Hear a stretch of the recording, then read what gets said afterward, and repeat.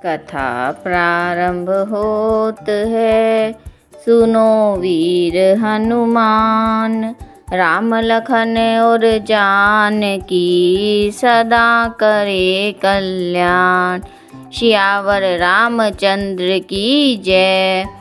आज हम रामायण के बाल कांड में दोहा 241 से आगे पढ़ेंगे। इसमें उस समय के प्रसंग का वर्णन किया गया है जब राम और लक्ष्मण स्वयंवर देखने के लिए जनक राजा की यज्ञशाला में जाते हैं कि सभी भक्त राम को किस किस रूप में देखते हैं। नारी बिलो कहीं हर्षिए, निज निज रुचि अनुरूप। रामा निज निज रुचि अनुरूप। जनु सोहत सिंगार धरी, मूर्ति परम अनूप। सियावर राम जय जय राम, मेरे प्रभु राम जय जय राम। इस दोहे का अर्थ है, स्त्रियां हृदय में हर्षित होकर अपनी अपनी रुचि के अनुसार उन्हें देख रही हैं, मानो श्रृंगार रस ही परम अनुपम मूर्ति धारण किए सुशोभित हो रहा हो। विदूषण प्रभु विराट में दीखा, बहुमुख कर पगलोचन सीसा। जनक जाति अवलोकहि कैसे, सज्जन सगे प्रिय लागहि जैसे। विद्वानों को प्रभु विराट रूप में दिखाई दिए, जिसके बहुत से मुंह, हाथ, पैर, नेत्र और सिर है। जनक जी ने सजातीय कुटुंबी प्रभु को किस तरह देख रहे हैं, जैसे सगे सज्जन प्रिय लगते हैं। सहित विदेह बिलोकहि रानी, शिशु सम प्रीति न जाति बखानी। जोगिन परम तत्व में भाषा, शांत शुद्ध सम सहज प्रकाशा। जनक समेत रानियां उन्हें अपने बच्चे के समान देख रही है। उनकी प्रीति का वर्णन नहीं किया जा सकता। योगियों को वे शांत शुद्ध सम और सवत प्रकाश परम तत्व के रूप में दिखे। हरि भगतन देखे दो भ्राता, इष्ट देव इव सब सुख दाता। राम ही चितव भाई जेहि सिया, सो सनेहु सुख नहीं कथनिया। हरि भक्तों ने दोनों भाइयों को सब सुखों को देने वाले इष्ट देव के समान जाना। सीता जी जिस भाव से श्री राम जी को देख रही है, वह स्नेह सुख तो कहने में ही नहीं आता। और अनुभवती न कहीं सक सोऊ, कवन प्रकार कहे कवि को।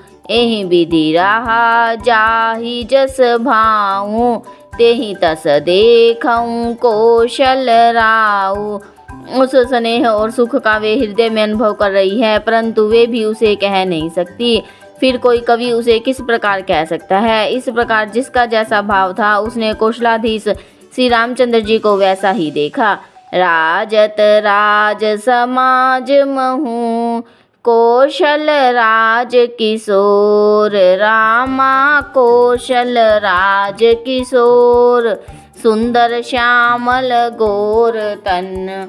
विश्व बिलोचन चोर, सियावर राम जय जय राम, मेरे प्रभु राम जय जय राम। इस दोहे का अर्थ है, सुंदर सांवले और गौर शरीर वाले तथा विश्व भर के नेत्रों को चुराने वाले कौशलाधीश के कुमार राज समाज में सुशोभित हो रहे हैं। सहज मनोहर मूर्ति दो, कोटि काम उपमा लघु सोऊ। शरद चंद निंदक मुख नीके, नीरज नयन भाव तेजी के। दोनों मूर्तियां स्वभाव से ही मन को हरने वाली है। करोड़ों कामदेव की उपमा भी उनके लिए तुच्छ है। उनके सुंदर मुख शरद के चंद्रमा की निंदा करने वाले हैं और कमल के समान नेत्र मन को बहुत ही भाते हैं। चितवनी चारु मार मनुहरणी, भावती हृदय जाति नहीं बरणी। कल कपोल श्रुति कुंडल लोला, चिबुक अधर सुंदर मृदु बोला। इन चौपाइयों का अर्थ है सुंदर चितवन कामदेव के भी मन को हरने वाली है। वह हृदय को बहुत ही प्यारी लगती है, पर उसका वर्णन नहीं किया जा सकता। सुंदर गाल हैं, कानों में झूमते हुए कुंडल हैं, ठोड़ी अदोर अधर सुंदर हैं, कोमल वाणी है। कुमुद बंधु कर निंदक हांसा, भुकुटि बिकट मनोहर नासा। भाल विशाल तिलक झलकाहि, कच बिलो की अली अवली लजाहि। हंसी चंद्रमा की किरणों का तिरस्कार करने वाली है। भौहें टेढ़ी और नासिका मनोहर है। ऊंचे चौड़े ललाट पर तिलक झलक रहे हैं, दीप्तिमान हो रहे हैं। बालों को देखकर भंवरों की पंक्तियां भी लजा जाती है। पीत चोतनी सिरन सुहाई, कुसुम कली बिच बिच बनाई। रेखे रुचिर कंबुकल ग्रीवा, जनु त्रिभुवन सुषमा की सीवा।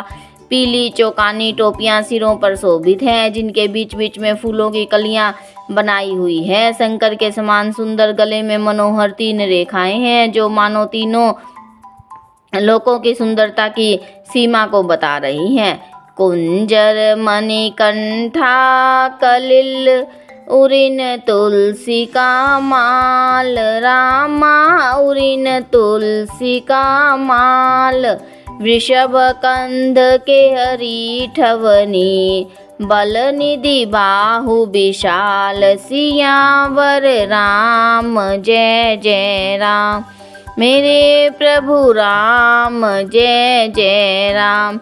इस दोहे का अर्थ है हृदय पर गजमुक्ताओं के सुंदर कंठे और तुलसी की मालाएं सुशोभित हैं। उनके कंधे बैलों के कंधे की तरह ऊंचे तथा पुष्ट हैं। एड खड़े होने की शान सिंह की सी है और भुजाएं विशाल और बल की भंडार है। सियावर रामचंद्र की जय, बजरंग बली हनुमान की जय।